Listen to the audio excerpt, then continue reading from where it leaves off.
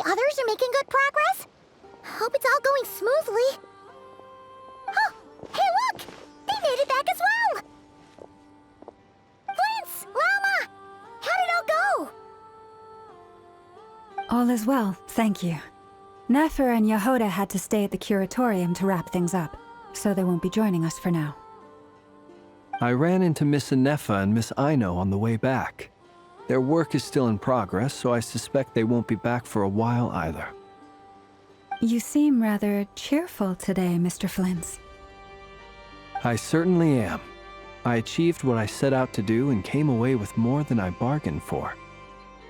Fighting alone can get quite tedious, but I had the good fortune to run into a pair of brave young warriors. We meet again. How have you been?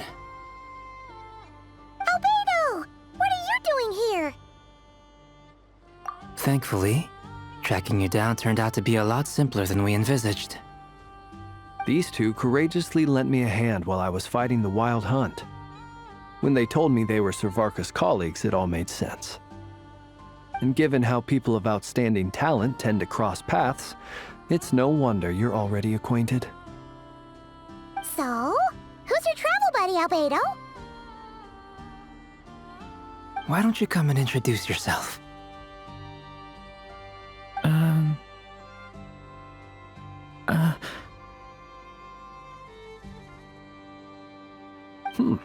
A gentleman of few words, I see, and a rather stern countenance. I presumed you were acquainted with him. Is that not the case? It's nice to meet you. Again. We've technically met before. Wait a sec! You're Minnie Durin! That's right. It's me. I'm glad to see you again. By the way, he says it's okay if you drop the mini. Yeah, I'm not as mini as I used to be. Interesting, isn't it? The first step towards blending into human society appears to be reflecting on whether one's name really reflects who they are. Wow! You look so different! In a good way, of course. It's great to see you looking so healthy. Thank you, Paimon. And although you're as mini as ever, I understand that diminutives don't always convey endearment. I'll be sure to simply call you Paimon as a sign of my great respect for you. Wow! You're such a smooth talker now. Paimon could get used to this. From now on, you may refer to her as your esteemed guide, Paimon. Personally, I think our little Paimon is the perfect size. When people call her Little Paimon, it's just because she's so adorable that they can't help themselves. If that's not a sign of endearment, what is? You're absolutely right, Miss Lauma. My brother still has a long road ahead of him when it comes to understanding human relationships. Anyway, speaking of long journeys, didn't Columbina, leave with you? How come she isn't back yet? She's been catching up with old friends. Wouldn't be surprised if she stopped for a cup of tea or 10 on the way back. Uh-oh. People are talking about me. Hope it's nothing negative.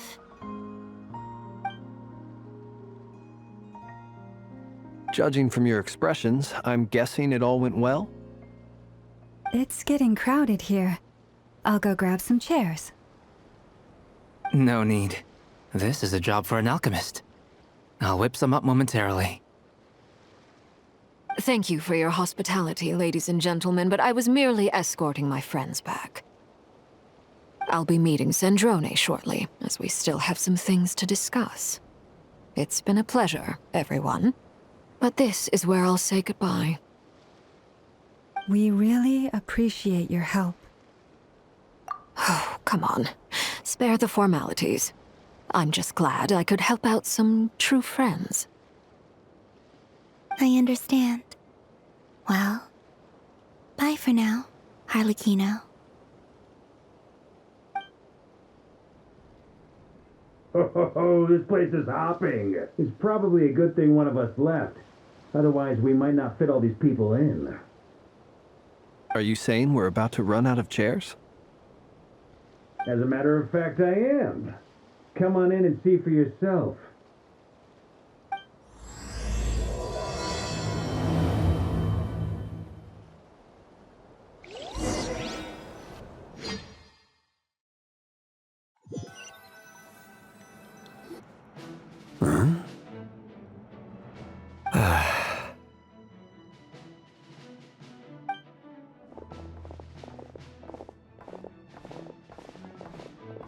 I overheard your little chit-chat outside, by the way.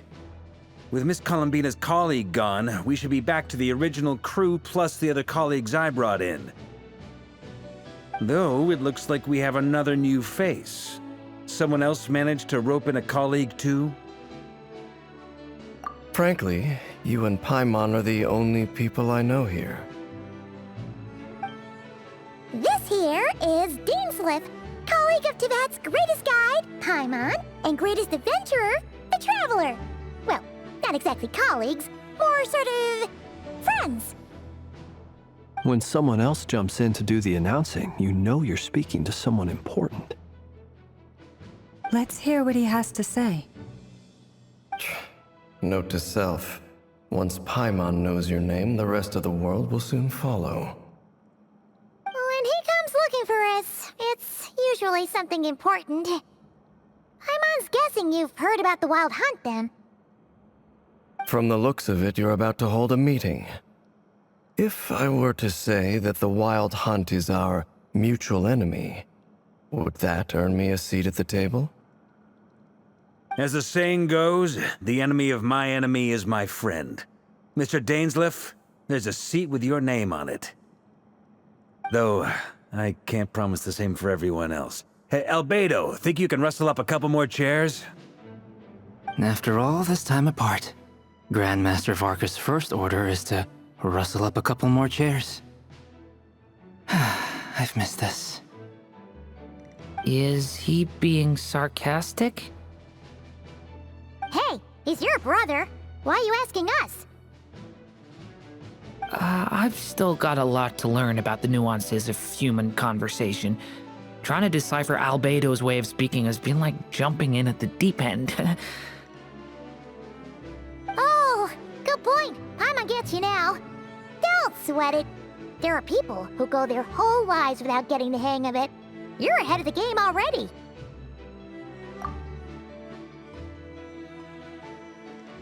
I wonder what's taking Nefer so long. Perhaps you should go and check in with her. If anyone can hurry her along, it's you. I just got back from the curatorium. Besides, aren't you curious to see what's taking her so long? Miss Nefer doesn't strike me as the type to share secrets. And since gathering intel is her specialty, I'm guessing she'd prefer to keep her methods confidential. Under such circumstances, would it not be tactless for me to impose? Oh, but it's fine for me to impose. What can I say? You have an unrivaled ability to garner people's affection, Miss Moonchanter. Besides, you have far more in common with her than I do. All right, then.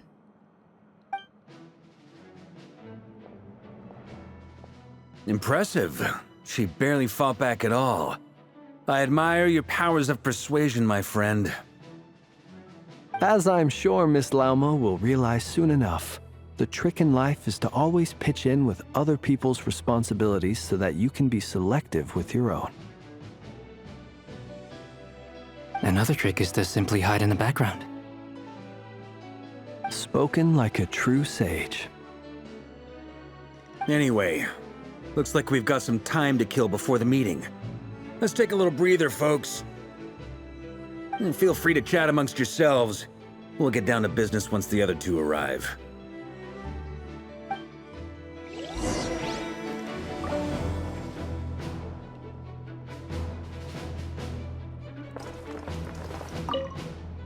You're both awfully quiet. Why don't I start us off with an icebreaker? Much Much obliged. Have either of you ever had your portrait painted? If not, I'd be glad to help. That sounds like a lovely idea. You know how to paint, then? I dabble occasionally. He's an excellent painter. Tables, chairs, people, dragons, you name it. He'll paint it for you. I'm flattered. If I ever get the chance, I'd like to give it a try myself. I'll bear that in mind. Anyway, how about you, Durin? What sort of portrait would you prefer? Oh, I'd be fine with anything. Whatever style feels best to you. Very well. Then I'll play it by ear. You can replicate any style I want? I can try. If you show me a sample, I'll do my best to match it. Thank you. In that case, I'll dig up some reference material for you.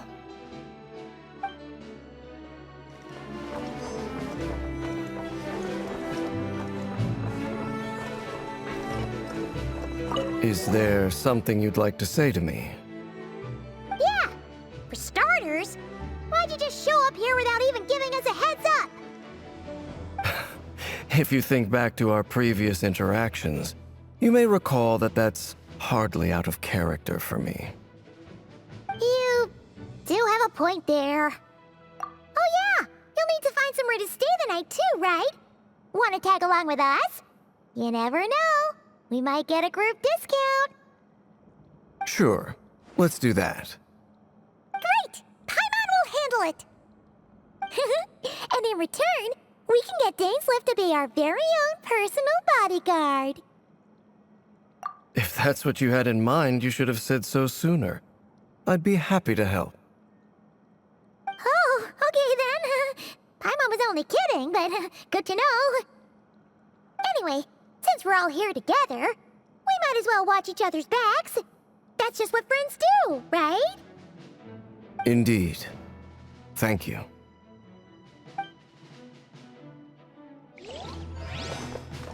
Is there... Yeah! You do have a point there. Oh yeah! Sure. Great! And in return... If that's what you... Oh, anyway. Indeed.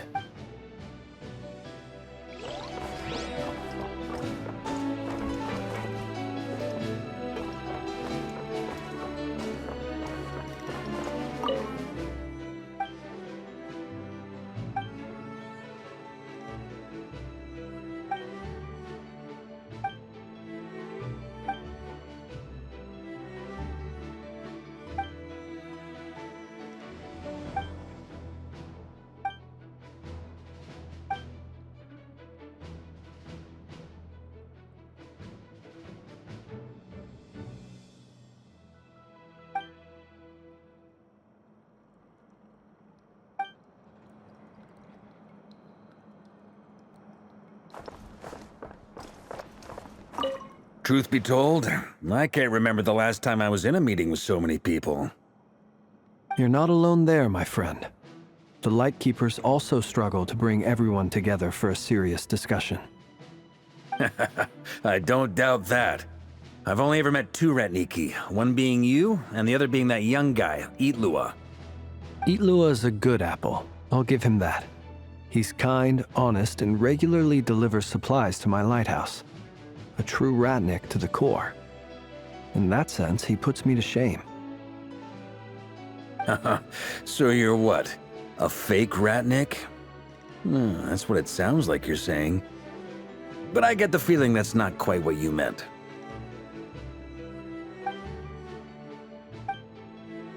Come on, why the awkward silence? Sorry. I'm not even gonna bother trying to hide it. You've known all along, haven't you, my friend?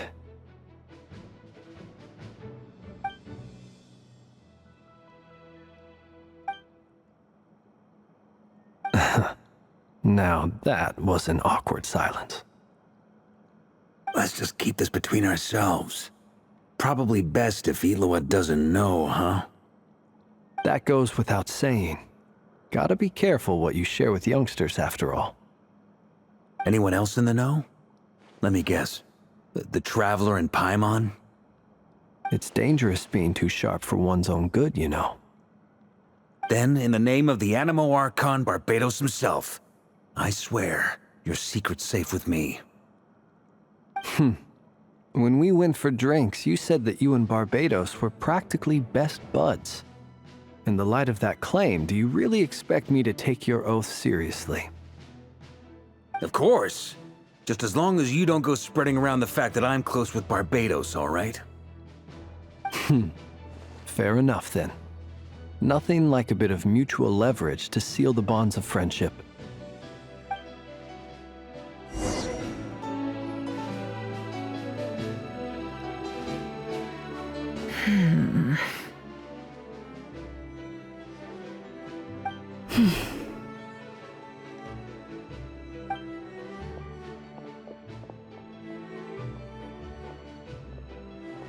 Ah, Miss Nefer. You made it after all.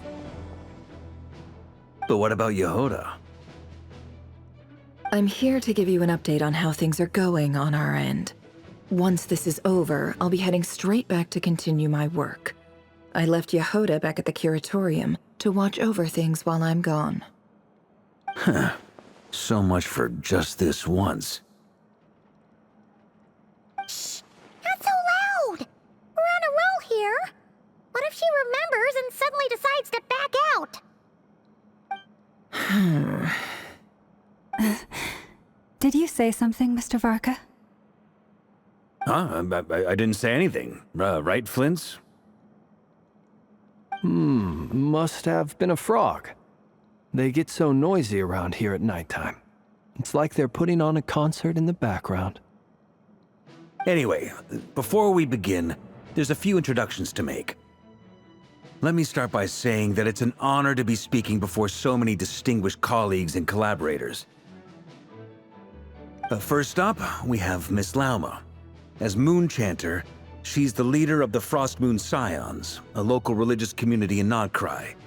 Then there's Miss Nefer, boss of the Curatorium of Secrets, an intel gatherer extraordinaire. Nefer is leading the investigation into Rerer's background, assisted by Yehoda and Lauma. From the little I've heard, they're making some great progress. Over here, we have Mr. Flint's, a Ratnik and guardian of the abandoned lighthouse. In our last operation, he courageously distracted the Wild Hunt to buy time for the rest of us. For those of you who've never met, this is Mr. Albedo, a renowned alchemist and captain of the Knights of Favonius investigation team. By his side is a new face for us all, myself included, Mr. Durin, who has come to lend his aid. Next up, we have the Moon Maiden and former Fatui Harbinger, Miss Columbina. Then we have the Traveler, who's earned more titles than I could possibly hope to list out, so I'll spare you the rundown. And Paimon, the ultimate travel companion and quite possibly the best guide in all of Teyvat. Wow! That's a lot of people! Great turnout! Miss Nefer, it looks like you might have another job coming your way, so, congratulations on the booming business, I guess. You think I haven't got enough on my hands as it is? Who's looking for me now? That would be me, Miss Nefer. I have a commission for you. And you are? Who I am doesn't matter right now.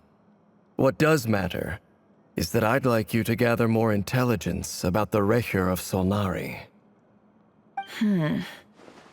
Well, it's not as if we never take on anonymous commissions. But in your case, I'll have to decline. I'm gonna take a wild guess and say your job's probably more hassle than it's worth. Something about you seems like bad news. It's my eyes, isn't it? Conrian, I assume. And what's with the mask? Are you trying to hide your identity? In any case, the fact that you're even still alive raises an awful lot of questions for me. My name is Dainsleif. And yes, I am from Conria. As I'm sure you're aware, the Recher of Solnari's real name is Rerir. He was once an acquaintance of mine. Really? Then you must have been quite an influential figure yourself. You flatter me, but none of that matters anymore. My point was simply to clarify why I have asked Miss Nefer to investigate Rerir's background. So you're both from Conria, and it sounds like you used to be friends. What am I missing here? Surely you already know how he became one of the Five Sinners. I'll tell you everything I know.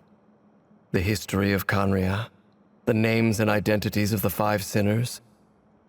I remember it all like it was yesterday. I have never spoken openly of this before, but the truth was exactly as people say. The Five Sinners were each driven by their own desires, and it was by playing upon these that the Abyss tempted them to their fall, tearing Conria apart in the process. The visionary, Vedifenir, who wished to foretell the future. The wise, Haroptatir, who sought limitless knowledge. Gold, Rhindaughter, who desired to create life. The foul, Surtologi, who pursued supreme strength. And last, but not least, Raker of Solnari, Rerir, Ravager of the Moon. Of the five, Rerir is the only one who remains a mystery to me. He never harbored grand ambitions, so what changed in the space of a single night? How did he come to fall like the others? In other words, you're saying that his change came as a shock to you, and you have no idea what actually happened? That's right. You mentioned how the Abyss tempted them, which led to their fall. But what did that look like in practice? And what other context can you give me about the events of that time? The more detail you can give me, the better. Strangely, now that it comes to it, I hardly know where to begin. The fateful night took place during the era of the Eclipse Dynasty. One day, my elder brother, the visionary, Vedifenir, was summoned to the palace by the Vinster King, only for the king to gouge out his eyes and cast him into the dungeons. When I came to hear of this, my fury knew no bounds. I gathered together every ally I thought I had, and together, we set a night to storm the palace and free Ved. Centuries on, the memories of that night still haunt me like a never-ending nightmare. We broke through the palace gates, just like we had planned, each striking towards our separate targets. But then, I was betrayed. Even Vedifenir, the very person I had come to rescue, abandoned me and partook of the Abyss's power. So, it's personal after all. Then tell me, Mr. Dainsleif, what price are you willing to pay? You, of all people, must know that nothing comes for free. I cannot say what price would be worthy of such a commission. But know this. Rerir was not always a madman. Believe it or not, there was a time when he was just an ordinary man, working for the Conrian Intelligence Service. Uncovering the truth of Rerir's past is the only way to unravel this mystery. But before you decide if you will accept my commission, I will tell you more about him. Enough, I hope, to help you plan your next move. Sounds pretty good to me. Feels like we just flagged down a random passerby, only to discover he's actually a master strategist who has a score to settle with our enemy. Can I borrow your halo? It could be useful in the lighthouse. Hey, enough with the wisecracks! Besides, isn't that lamp of yours bright enough already? Relax. It was meant to be a compliment. If that was a little over the top for your liking, I'll make sure to tone it down next time.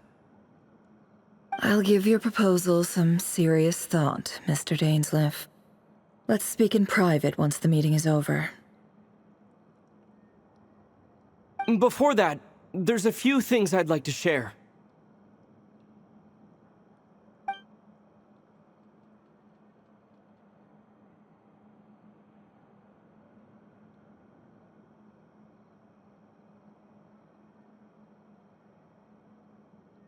Now that we've united the hearts of the three moons, your power should be greatly enhanced. But it seems like that hasn't happened yet.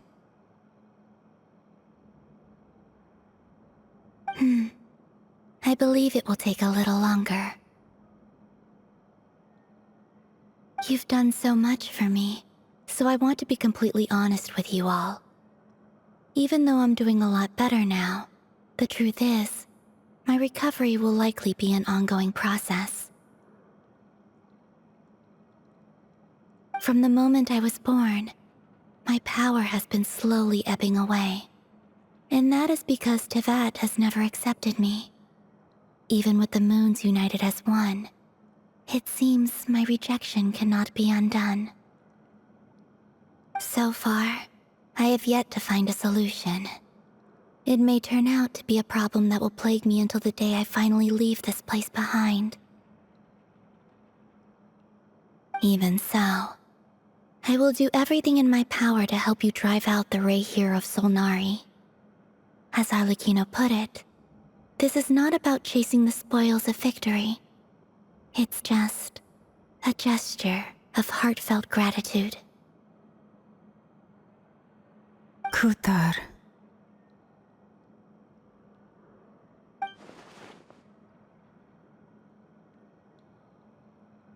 Defeating the Rayhir of Solnari will be no easy task. While my strength slowly recovers, we'll also need to gather more intel. Naturally. We should take all the help we can get if we hope to defeat him.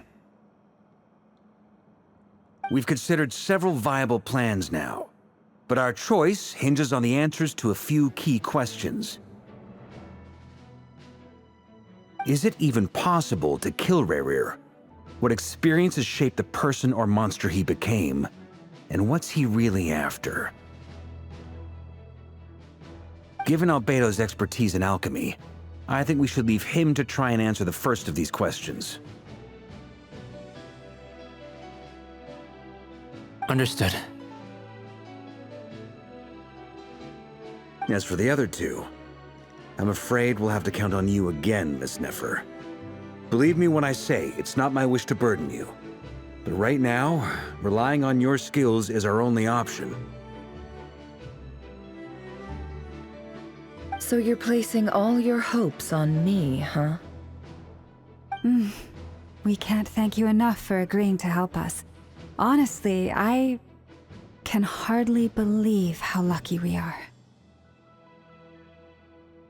You sure have a talent for changing your tune, Miss Moonchanter. Timid like Yehoda one moment, then flinches insincere flattery the next. Ladies, please. I must object to your portrayal of me. That's all. Feel free to keep bickering. Just pretend I'm not here. I almost don't want to leave this room. I'm curious to see how this plays out. I have faith in you, Miss Nefer.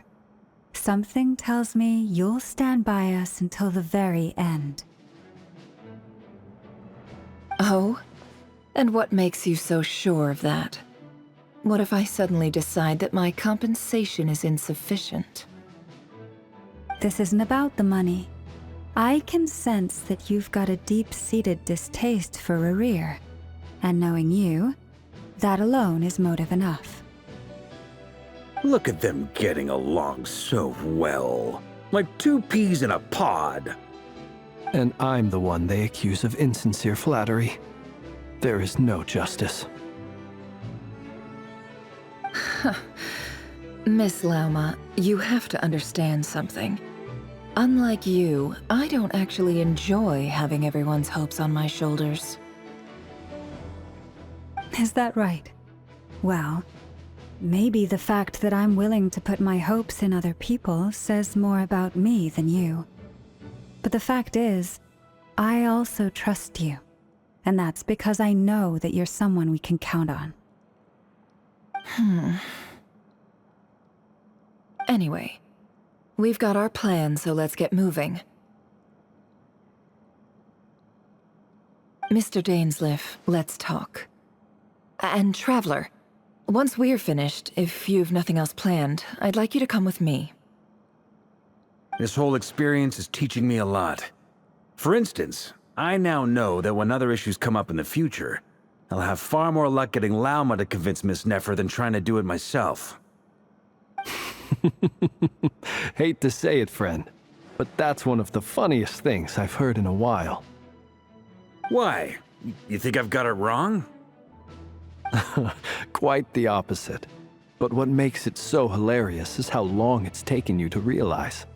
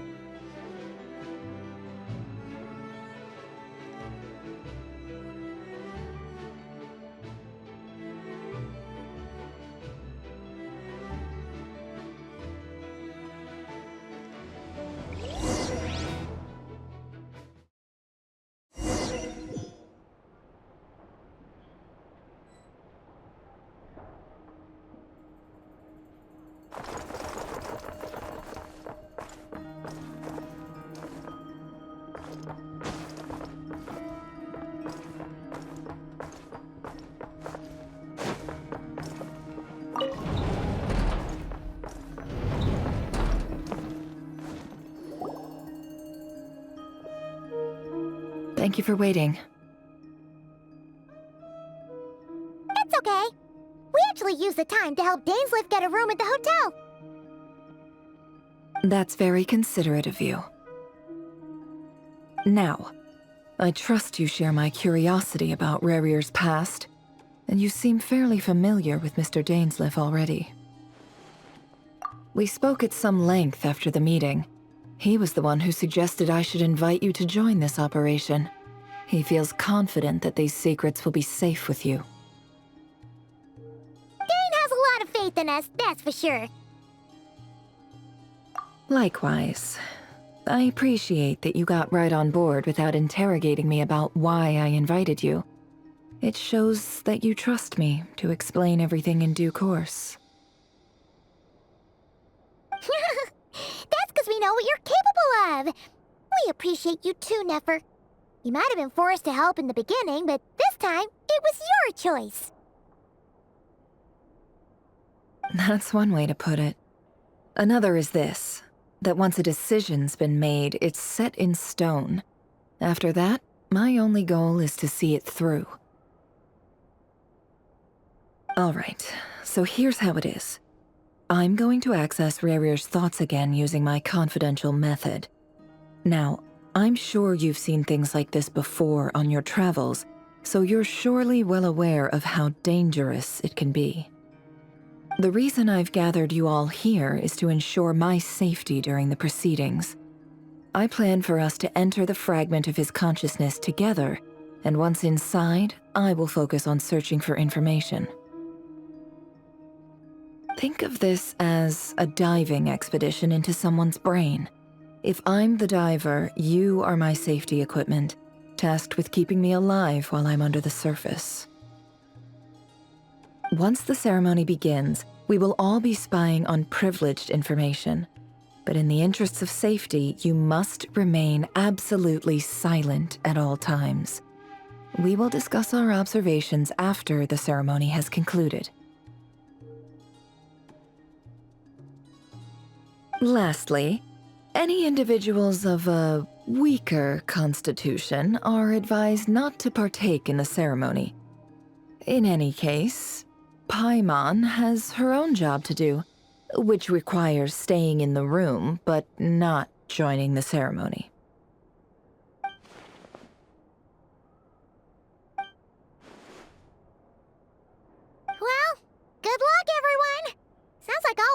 can do is cross our fingers and root for you guys.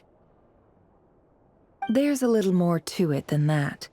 I was being serious when I said you have a job to do. While the rest of us are inside Rarir's mind, it's imperative that we have a team member on the outside. In the event that something goes wrong, you will be our first responder. I don't anticipate any issues, but the extra level of safety will be greatly appreciated. I second that. This is a dangerous operation here, and you're our whole rescue team. That's pretty much the most important job in the crew. So, Paimon's like the lifeguard? Yeah, that makes sense. All right, got it. Good. Please, take a seat. We'll get started momentarily.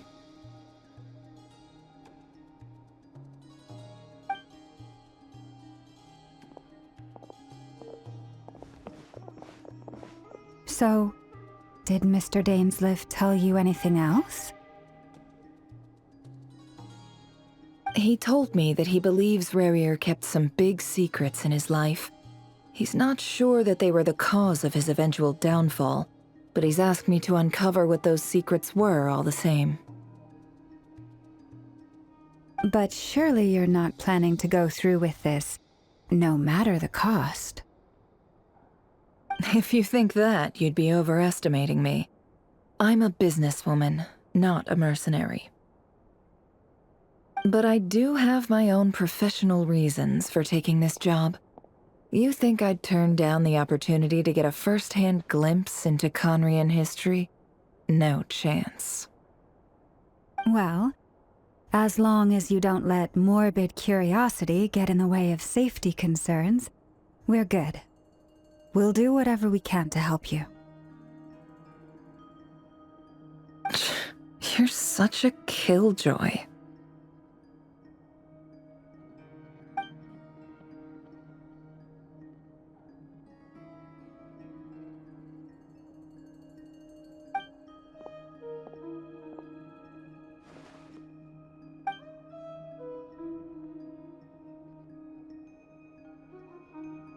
All right, I'm good to go.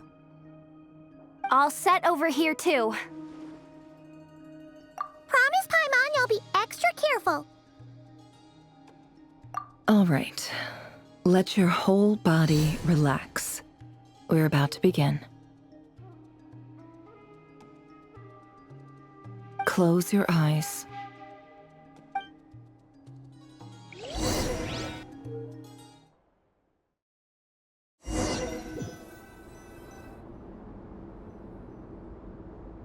Phew. Could this be his office? Pretty standard setup. Bookshelves, paperwork, files.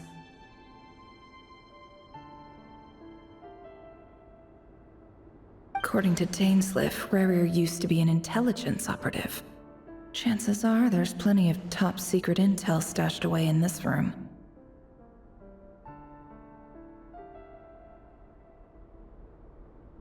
Is this where you keep your secrets, Rarir?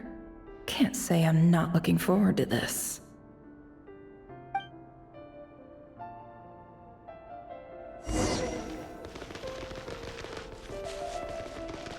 Can't hide the truth.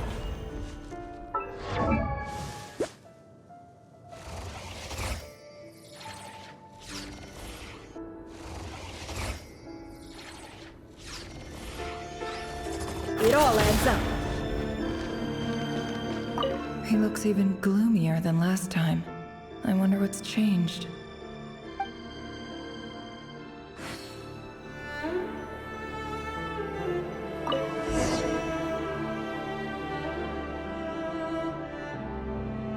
Today's files are in. Time to wade through them, just like usual.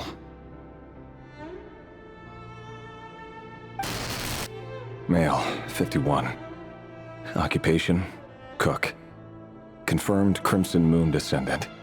Has maintained frequent contact with other descendants over the past year. Poses a threat to the dynasty. Neutralized.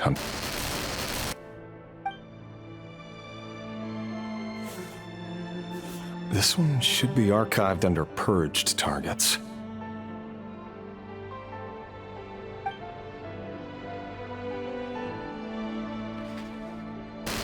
Female, 23. Occupation, office clerk. Confirmed Crimson Moon descendant. Has maintained frequent contact with other descendants over the past year. Poses a threat to the dynasty. Neutralized on...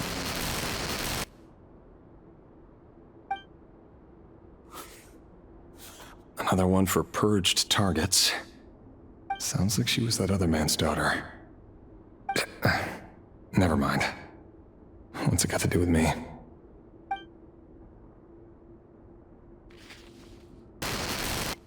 Male, 40. Occupation, teacher. Confirmed Crimson Moon descendant. Has been observed making contact with other descendants during the past year. Poses a threat to the dynasty. Neutralized on...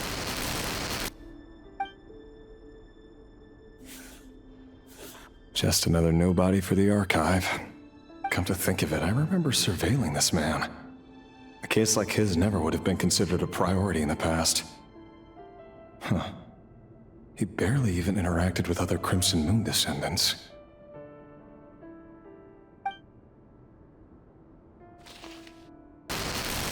Female, 16. Occupation, none. Orphan and confirmed Crimson Moon descendant. Has been observed making contact with other descendants during the past year. Poses a threat to the dynasty. Neutralized on...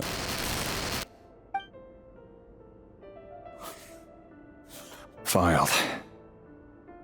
I have no recollection of this girl. None whatsoever. She doesn't seem to be anyone important, but then again, how many of them really are?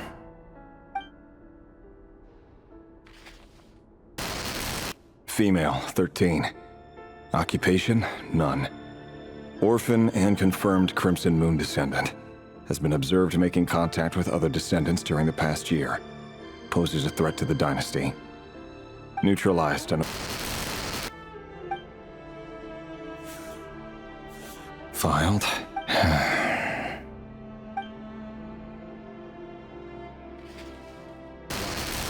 Male, 11. Occupation, none. Orphan and confirmed Crimson Moon descendant. Has not been observed making any contact with other descendants during the past year. Poses a threat to the dynasty. Neutralized and...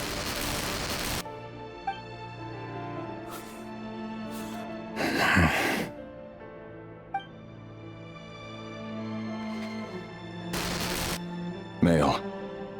6. Occupation, none. Orphan and confirmed Crimson Moon descendant. Poses a threat to the dynasty.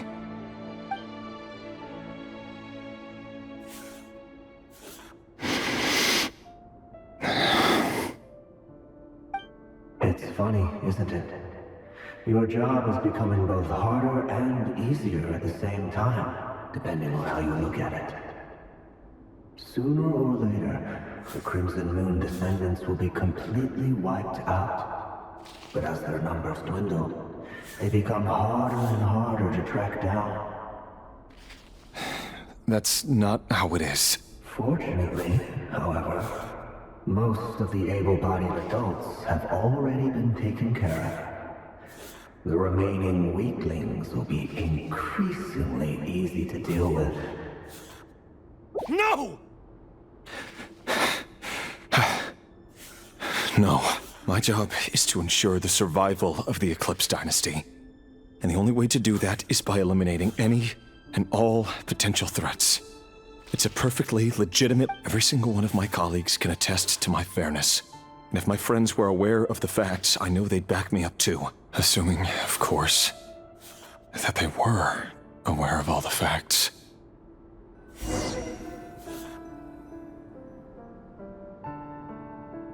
He looks even gloomier.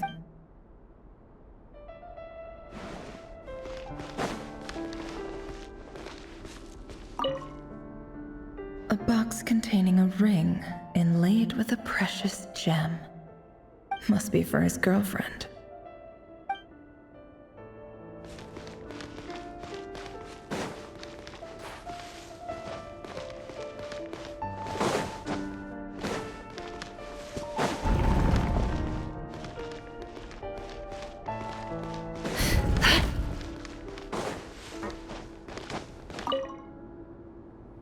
Shelves full of documents. Looks like these are all files, packed with the personal details of individual Conrians. The Crimson Moon dynasty preceded the eclipse. Since Rerir worked as a secret agent during the latter, it stands to reason that he was tasked with purging remnants of the old dynasty. Yep, lines up exactly with what Dainsleif told me.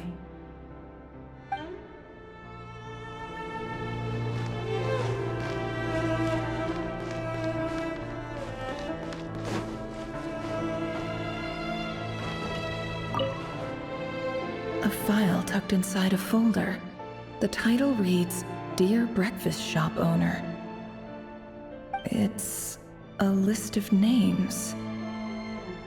But at this stage, I have no idea who any of them even are.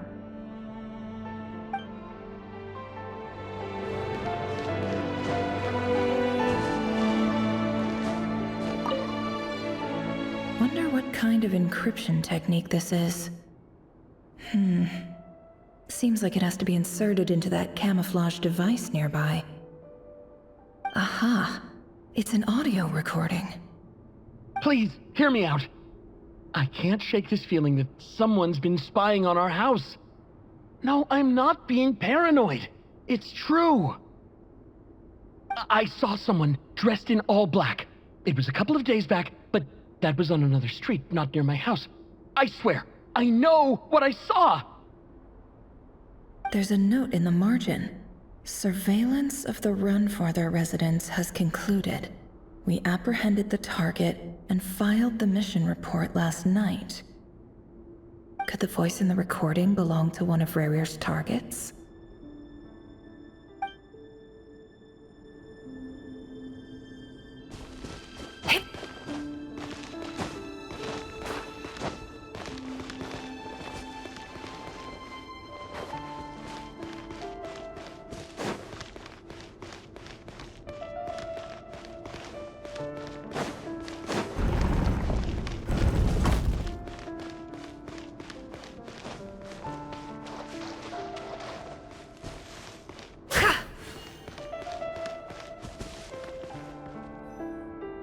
Mr. Vedifalnir?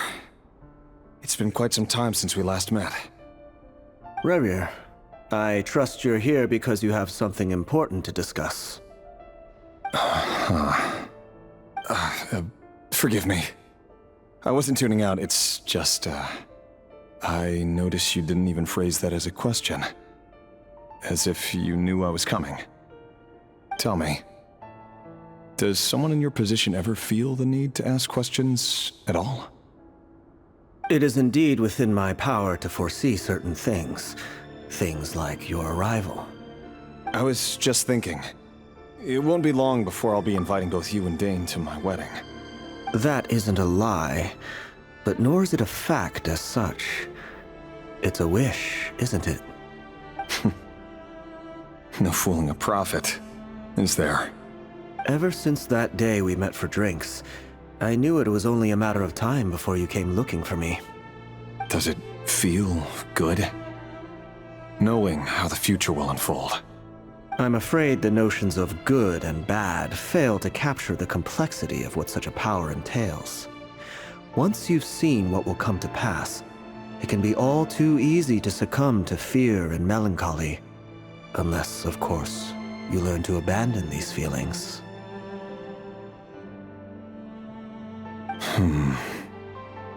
You fear my silence, and long to hear the words I left unspoken that day. That's right. You must have noticed my reluctance to broach the subject, and the reason is simple. Because the truth could never have lived up to your hopes. For both our sakes, such words are better left unsaid. The burden of prophecy was never meant for your shoulders. So who exactly do you deem worthy to hear your prophecies? None but our exalted king? Or rather, our king as he once was. You're closer to his majesty than I am. You must know better than anyone how much he's changed. You say that as though it is to my benefit. Yet precisely because of that, I dare not speak rashly. A king can turn out to be the most virtuous of rulers, or a tyrant more terrible than the most vicious of dragons. You are so wise and far-sighted, yet still you would have me live in fear of the unknown? You make a fair point. Especially given my silence alone was all it took to send you spiraling downwards. Very well then. Let me offer you some advice. And I say this not as a prophet or a visionary, but simply as the brother of your friend. For many reasons, there is very little chance of your marriage ending in happiness. If happiness is what you seek, you should find another fiancé.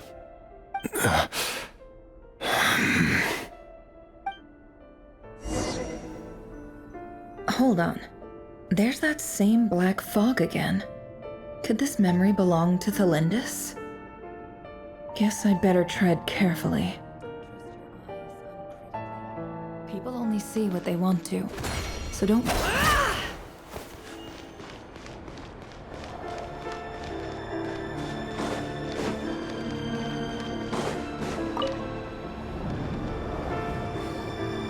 Wait.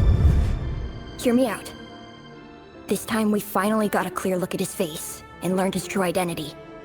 His name is Rayrir, and he claims to be one of the king's guards. What did you say? A cruel irony, isn't it? The man you're set to marry leads a double life as a brutal executioner. Why are you telling me all of this now? Simple.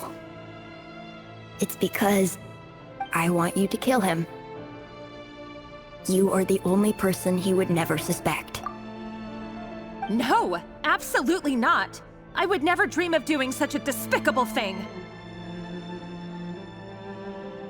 So you'll just stand by and watch him slaughter us to the last?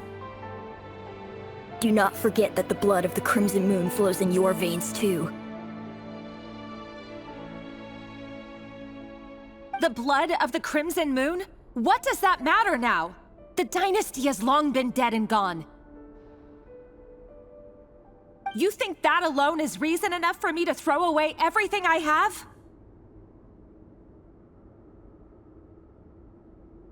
Why wouldn't it be? You two were once a child of the Crimson Moon, just like me.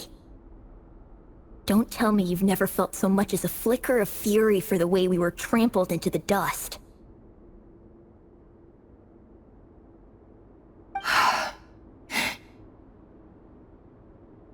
As long as you promise to abandon this pipe dream of restoring your dynasty, I can try to persuade him. Or have him persuade the Vinster King. Persuade the Vinster King?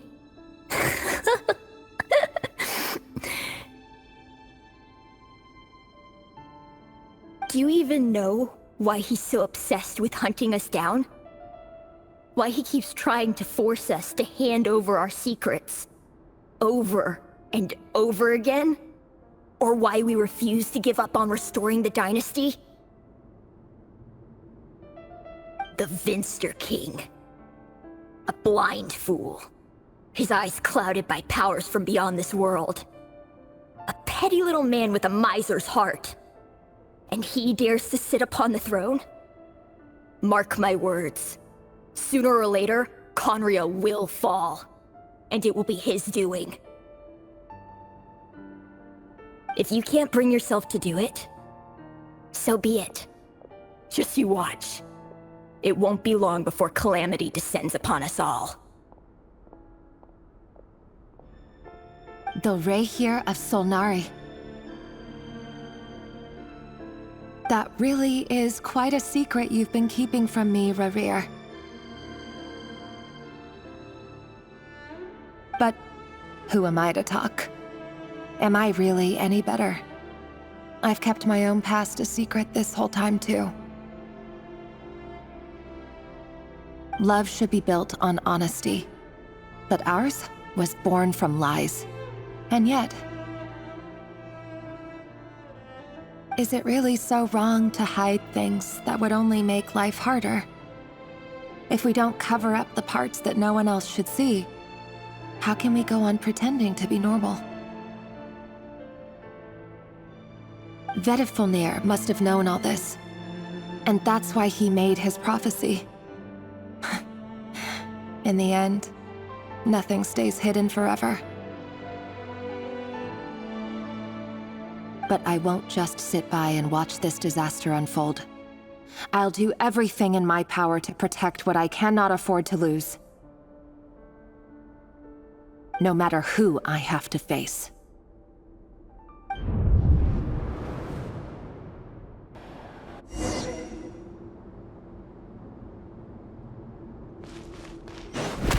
Huh? Was that Rerir who just walked past the window? Doesn't it give you the chills that he still takes the same road to work every day? As if nothing ever happened. Those people at the deli. Enough already. They're clearly pretty taken by their own disguises, so just smile and play along. Pull the rug from under beasts like that, and you'll risk having your throat torn out. Deli? Oh. They're talking about those people from the opposition. Right. I'd almost forgotten they used to run a deli. People of no consequence always vanish so easily. And no one even remembers them.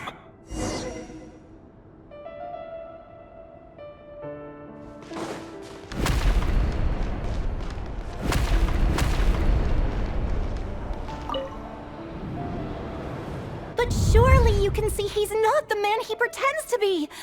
So many have died already, and they say that the king's madness grows with each passing day.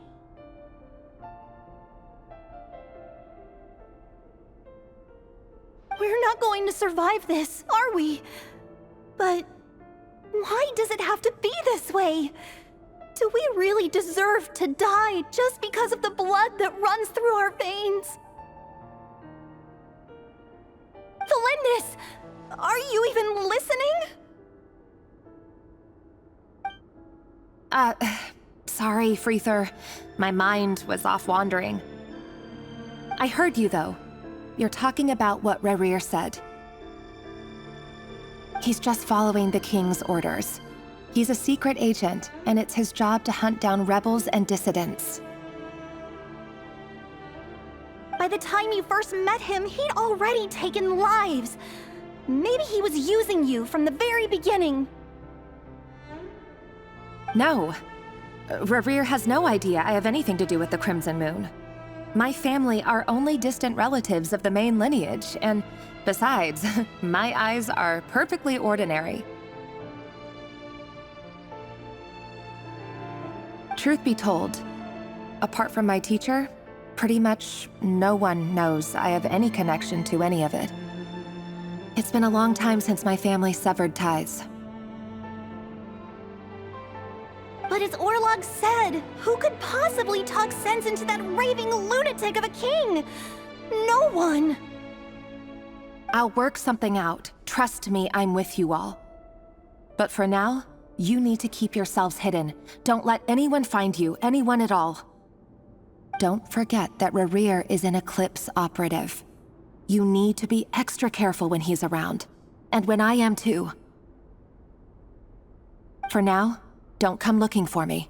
And if anything happens to me, just act like we've never met. If even you can't escape this, what hope do the rest of us have? But after all this time together, surely he wouldn't lay a hand on you.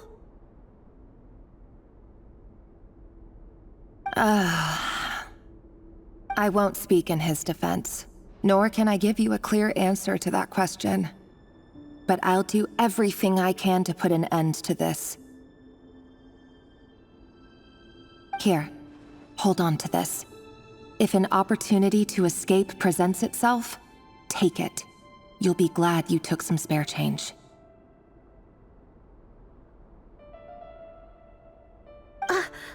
You call that change? But what about you? I've got a job, and there's still money coming in. But you can't go anywhere right now. Please think about yourself for once.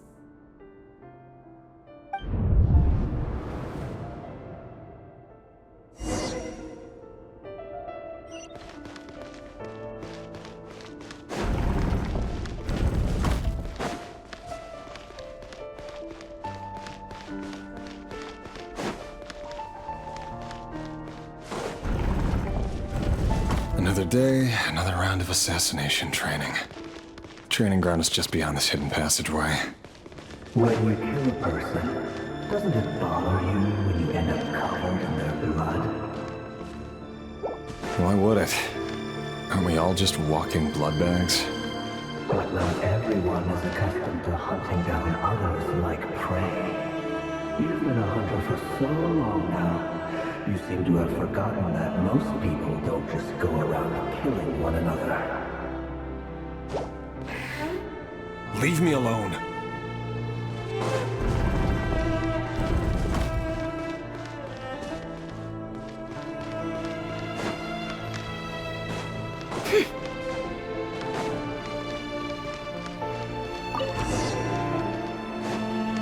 Make sure you have a firm grip on the handle. Then choose your angle well.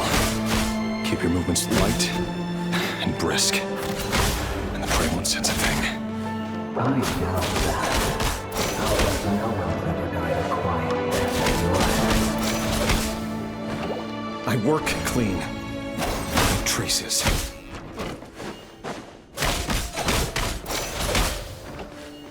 No more lies. That doesn't make it open or blood. The king just happens to be right now. What if somebody he doesn't? That won't happen. You say, ever since you fell into the spell of that hour, in the beginning, we only had you take out a handful of the guilty. But now... The ones I've dealt with have always been guilty. And I've carried out my work flawlessly.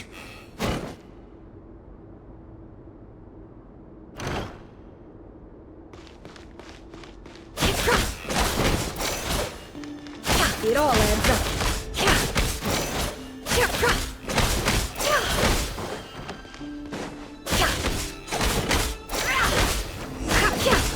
You know why Olympus was it because he didn't trust you?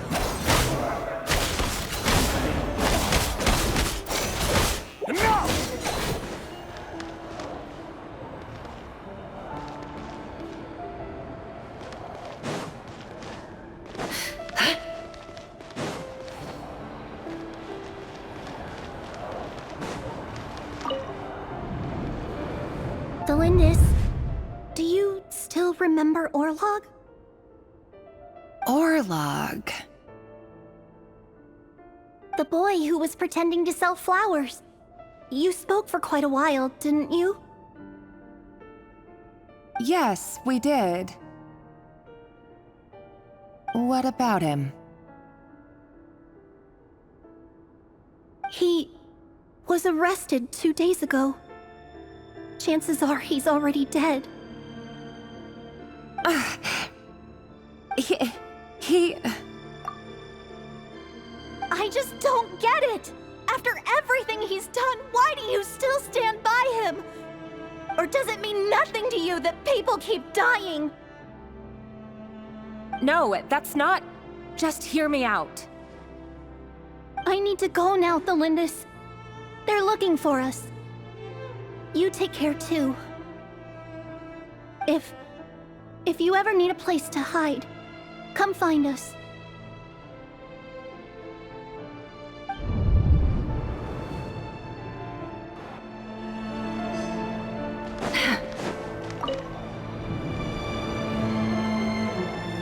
Author Thelindis. Over the course of this week, the research object was subjected to interference for a total of 47 hours for experimental purposes. The results are as follows. All subjects of observation that were sent inside have now... The situation within is proving more problematic than anticipated. No progress whatsoever. What now? Won't you give me even a glimmer of hope? Things are getting worse by the day. I have to find a way or we'll all be in danger.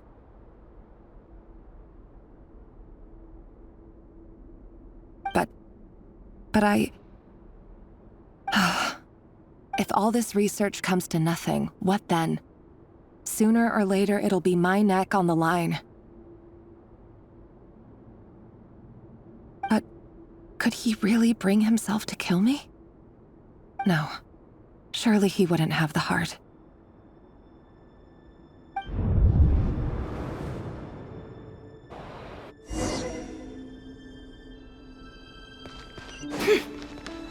Can't hide the truth.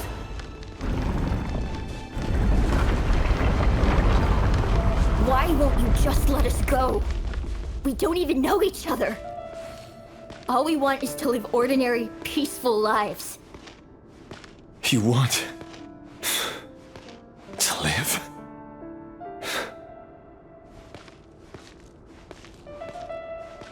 Yes. I just want to go on living. Is that really such an unforgivable crime?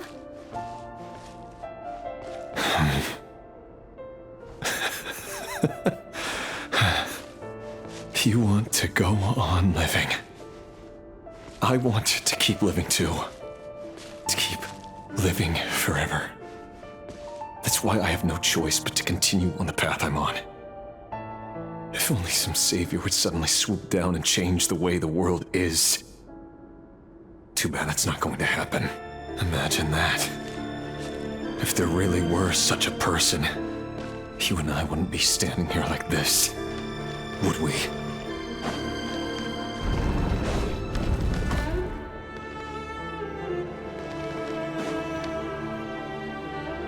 So these files are in.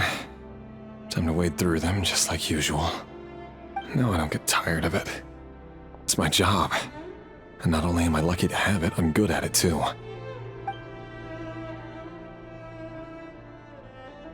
Huh. Wait. That's... Thalindis?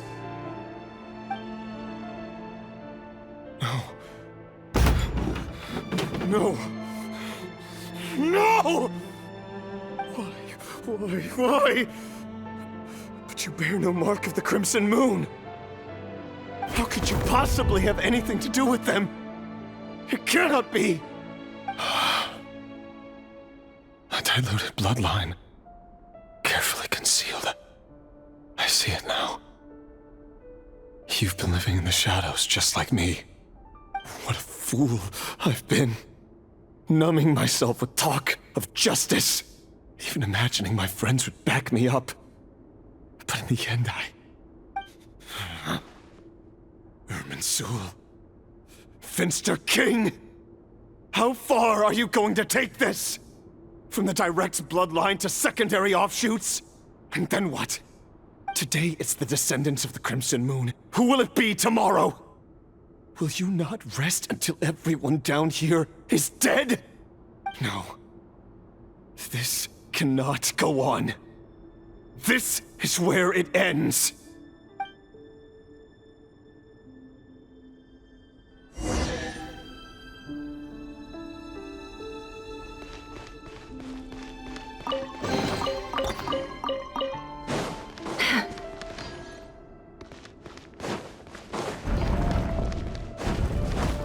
It all adds up.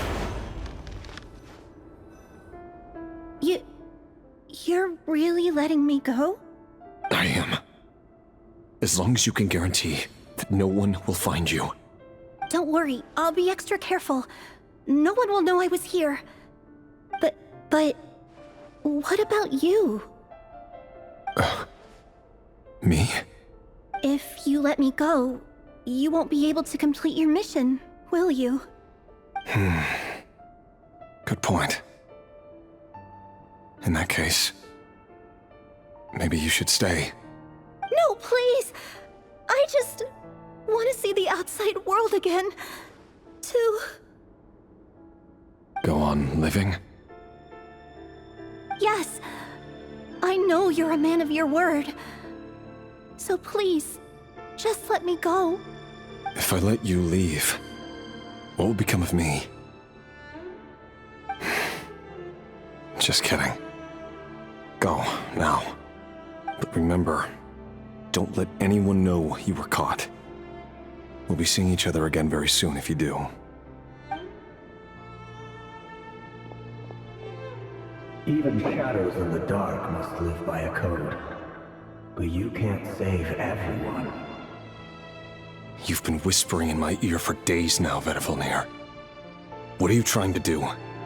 Break me down? I only say this because you long for an answer to your problems. Let her go, Rerir, or you risk losing everything. I will not abandon Thalindis. Then you'll need a little more vigilance and a lot more power. The world is changing, Rerir. Keep your eyes peeled for your moment of opportunity. That voice used to be so unclear, but now I know exactly whose it is. It's Vedifilnir. He won't tell me how to actually resolve any of this, but he keeps trying to manipulate me like a puppet. What's his game here? Tell me then. What will this moment of opportunity look like? And no answer. He's like a ghost. Always disturbing me when I'm on edge, but never answering when I need him most. So, the Eclipse Dynasty was purging, well, massacring the descendants of the Crimson Moon. And it seems like it was all connected to the Vinster King's research. The King's obsession with abyssal power left the future of Conria hanging in the balance. No wonder every aspect of Rerir's life was so unstable. And it looks like this Thalindis, Rerir's would-be fiancée, herself belonged to a sub-branch of the Crimson Moon Dynasty's descendants. It almost defies belief that a couple like them could hide the truth from each other for so long. If the Vinster King hadn't intervened in such a drastic way, they might have gone on deceiving each other for the rest of their lives. And why does Vedifilnir, Dainslif's older brother, keep talking in Rerir's head? This guy kept more secrets than I ever imagined. The human mind is like a vast desert of shifting sands. When you follow the flow of someone's memories, you only ever see the parts they're willing to let surface. Time for something a bit more creative. We've been inside Rerir's mind this whole time, building up a picture of his psyche. There's already enough clues on the board to start reading between the lines and mapping out the rest.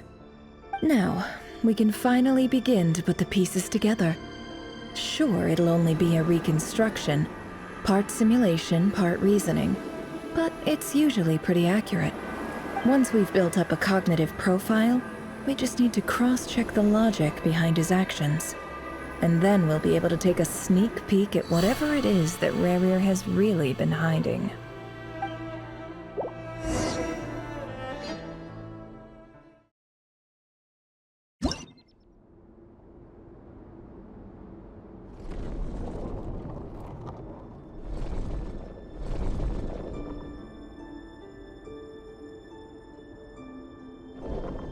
Rerir, are you there?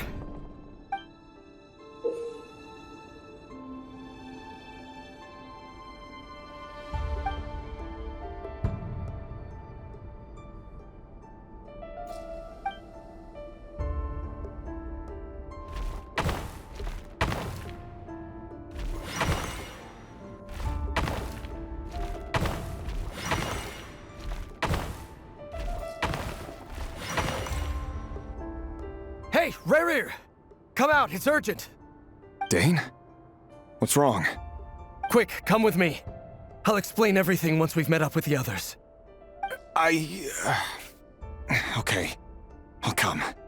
But Thalindis is still over at the Universitas. I'll need to leave her a note. All right then, but make it quick.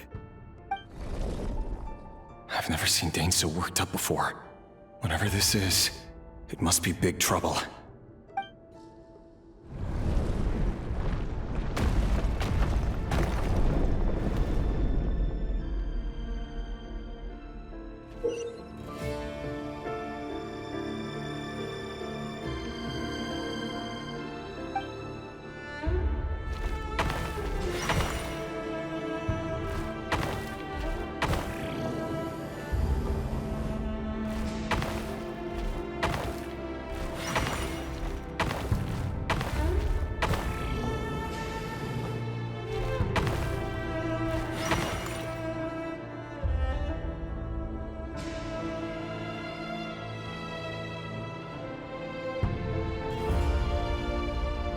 Well, this is a nice change, meeting you all at this hour.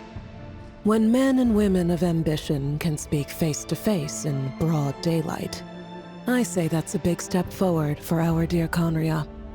Don't be ridiculous. We do not fear the day. Why would we seek refuge in the night? You might ask your blade that same question. I'm told it prefers the cover of darkness. The word on the street is that Sir Elegy only strikes when he has an unfair advantage.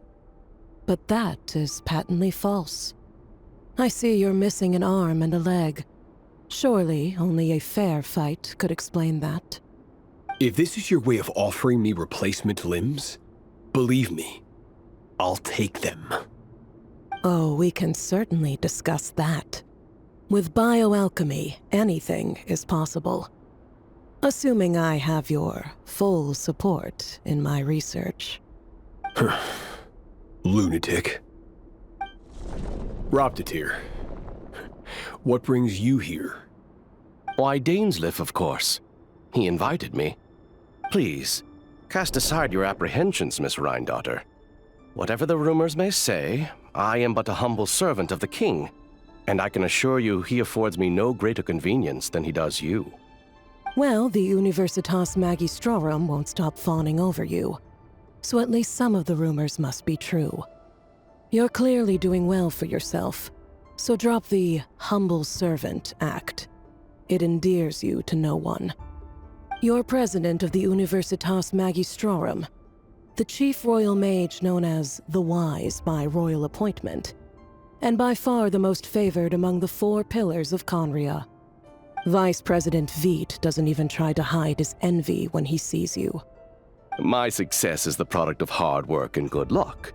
It's as simple as that. Were the king not such an extremist, I hardly think I would have received a senior post at my age.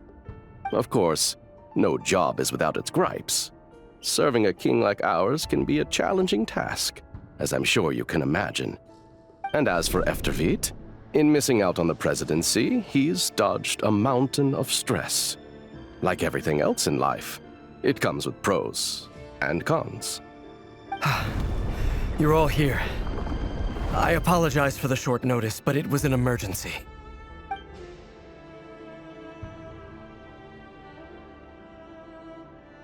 You must be Rerir. Mr. Elegy. Yes, I handled your case file during your sentencing. Nothing personal, of course. I'm pleasantly surprised that you remember me.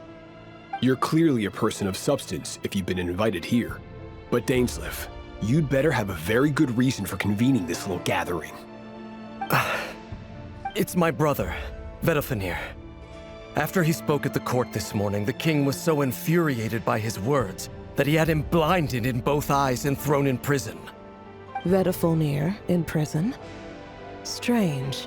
I thought the king trusted him and Roptatir more than anyone else in the world. Does this mean the king's circle of trust just got even smaller? It has nothing to do with trust. It's about what the king wants, which is as clear as day to anyone paying attention. I simply appease him, because it's in the best interests of the Universitas Magistrorum. And also because you're slimy. Vedalfenir, perhaps less so. But still, a visionless visionary? It rather inclines me to think that qualifications are not what get you ahead in Conria. Do you honestly think this is an important discussion to be having right now? Dane, what are you planning to do? Rescue Vedalfenir, I assume. Correct. It will mean storming the palace by force. Tonight. I need all of you on my side. That's far too dangerous. And don't forget, Dainsleif, you're captain of the Royal Guard. You swore an oath to the throne. You've been planning this for a while, haven't you? I have no desire to commit treason. But whatever critique the king may have of Vedalfenir, disfiguring your most loyal subject for putting the best interests of his court and nation first, this is not the conduct of a wise ruler. My blade will force the king to see the error of his ways. So, Vedalfenir's prophecy enraged the king. I'm sure it wasn't what he wanted to hear, but if he won't take counsel even from the visionary, that is deeply troubling news. The extent of His Majesty's madness is now all too clear. The question is, how does a man like me get out of this situation unscathed? You have noble ambitions, Dane, but I'm afraid they don't do much for a guy like me. I'm not interested in saving the world. All I want is a letter of pardon. A letter of pardon? For whom?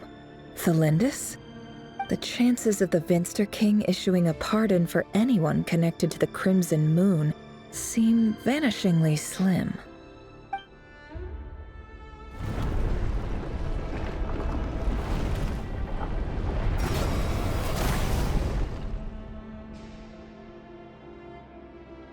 This black fog over the board must have some connection to Thelindis. But why is it taking this form? Does it have something to do with Ravir's past? Another mystery I'll need to unravel.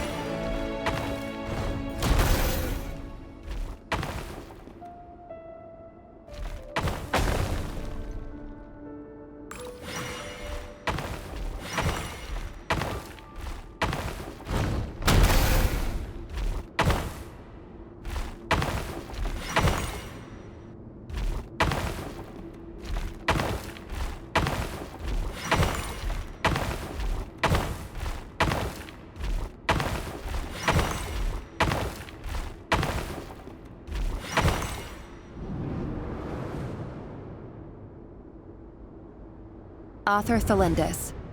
Over the course of this week, the research object was subjected to interference for a total of 60 hours for experimental purposes. The results are as follows. Research dating back to the Crimson Moon Dynasty has established 2 points regarding moon marrow. Firstly, its origins have something to do with a god's power. Secondly, it serves as a portal to an as-yet indeterminate location. Moon marrow can thus be defined as a spatial gateway. However, there are a number of hurdles to overcome before we can answer the question of where it leads to. To start with, opening the gateway requires a specific power source, which the relevant literature indicates. An enormous amount of power is then required to keep the gate open. Currently, the total power output of our instruments remains in the single digits. To make matters worse, I am now the only staff member remaining in the Moon Marrow lab. The Universitas Magistrorum recently decided to move most of its personnel into abyssal energy research, which has stymied all Crimson Moon-related projects. This is not a wise move.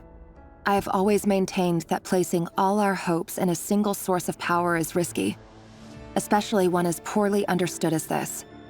As well as making ourselves overly reliant on a single resource, we are neglecting other promising technologies. I apologize if this comes across as disrespectful. But as a Moon Marrow researcher, I desperately want to see the world beyond the gateway. If we really made it there one day, what would we find? And how would we go about taming the unknown? My imagination is endlessly fueled by questions such as these.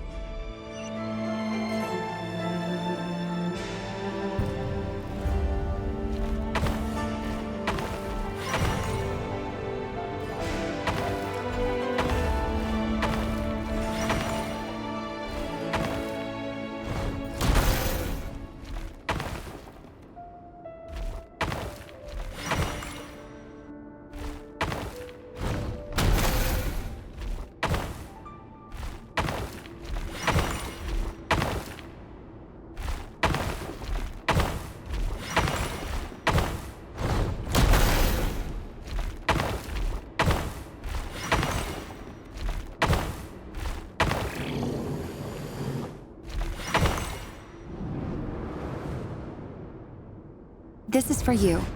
I heard you're gonna leave the city with your parents. The Lindis, did you hear about what happened? I've heard nothing.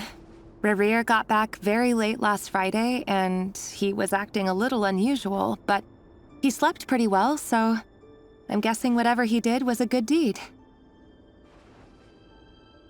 You never saw him, and I don't know what he did. And this conversation never happened. You understand? What if he finds out that you pried into his secrets? Don't be silly. I don't know what secrets he does or doesn't have. All I know is he's just a normal guy who happens to run some errands for the king. Are you scared of him? I don't know. The Rerir I know doesn't match the person you all describe. Logically, I should be scared of him. And yet, I don't want to lose him. But enough about that. You should get going, and be careful with the package I gave you. Keep it secret. Keep it safe. What's in it? A piece of the moon. All you need to know is that as long as you keep it safe, then in the future, everyone will be able to see a red moon. A red moon? You mean our moon? That's right. Our moon. Promise me you'll look after it. I promise, the Lindis. The Crimson Moon bloodline will never die out. Its light, the color of blood, will become like a fire that flows in our veins, no matter how long it takes.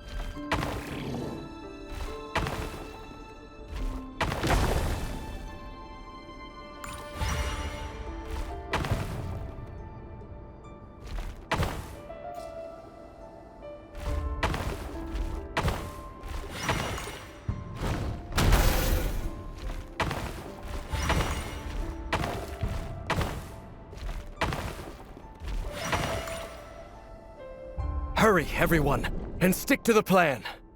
Sir Dainsleif, what are you? Is this treason? You know what happens to those who betray the throne. Please, don't do this!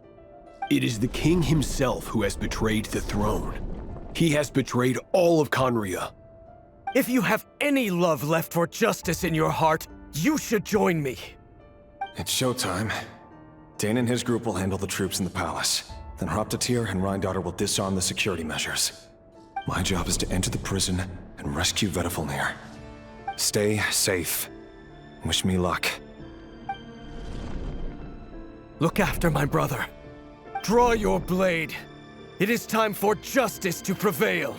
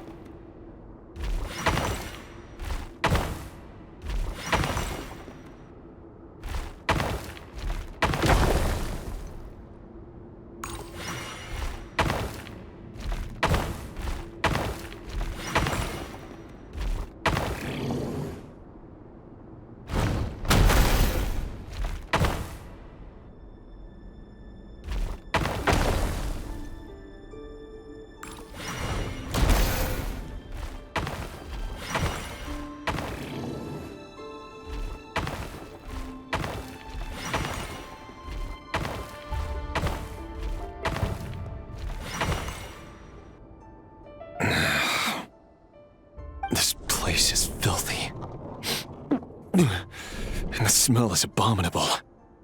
Clearly, the king doesn't allow his prisoners a single shred of dignity. This is dire. Found you. Hello, Mr. Vedafulnir. It's you. Surprised? Oh, wait. I guess surprise isn't an emotion that prophets feel very often. I certainly felt some surprise in the moment when I was blinded. Surprise at the king's sheer ignorance. Surprise at just how unfairly this world responds to words of earnest remonstration.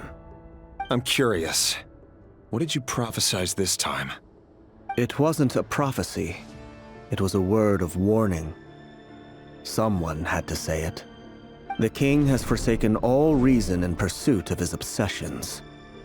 I simply told him that if he continues on this path, Conria will surely fall. But he didn't listen. Worse still, he stabbed you in both eyes and locked you away. Dane asked for my help. The court is in complete chaos now, but I'm sure you predicted that. Everything is transpiring as I foresaw, yet I am powerless to change it. Fate is an immutable force. I can but lament as the inevitable unfolds. I do wonder whether giving a man the power to see the future does nothing more for him than slowly crush his spirit. Forgive my curtness, Vedafulnir, but the king did not suddenly turn on you today. His suspicions have been brewing for a long time. You can't have wisdom beyond the reach of your fellow man without attracting his fear and suspicion. There are things the king does not want to see. So, he doesn't want you having visions of them either. He blinded you because he thought this would make the visions stop. He wasn't entirely wrong. I did indeed lose my power to see the future. Right up until... Until what? Just now. I believe I saw something new. Well, tonight could go a lot of different ways. 5 of us banded together to storm the palace, also we could rescue you. This will go down as the most tumultuous day in Conrian history. I sense hatred in you, but also hope. A desperate hope that with the tyrant deposed, that will be the end of the story. But this is not the end. It is the beginning of a new chapter, and a whole new story. There are many men of honor and courage in this world, Rerir. But you are not one of them. You're not here for justice, are you? You're here for yourself. Is that a dagger? Interesting. Why not the polearm? It was always your weapon of choice. With your abilities, I don't doubt that you were able to recover some of your sight. But I also doubt that you want to make an enemy of me right now. Of course not. We're on the same side, aren't we? We could be. But I need you to be honest with me, Vedafulnir. At this point, you're my only hope for the future. You mean your future? With your beloved, Felindus? Yes. And I know there are bigger things at stake here. A dynasty, a nation, maybe the entire world. But forgive me, I care first and foremost about myself. I can't abandon the one I love to save myself. I just can't do it. But you see a broader picture of the future than I. You see the solutions to the biggest problems of our age. So tell me, what is my solution? What's the answer? In matters of fate, answers are either right or wrong. What will be and what will not. Maybe you are willing to pay a certain price in the pursuit of happiness, but unfortunately, fate does not negotiate. That is the cruelest thing about fate. It is unmoved by your sacrifices. That can't be true. I know it's your voice that I keep hearing in my head, urging me to see how the world is changing, to seek more power, so I can protect the things I love. You show me disaster, but you won't show me how to avoid it? Why? Why are you doing all this? My voice. In your head.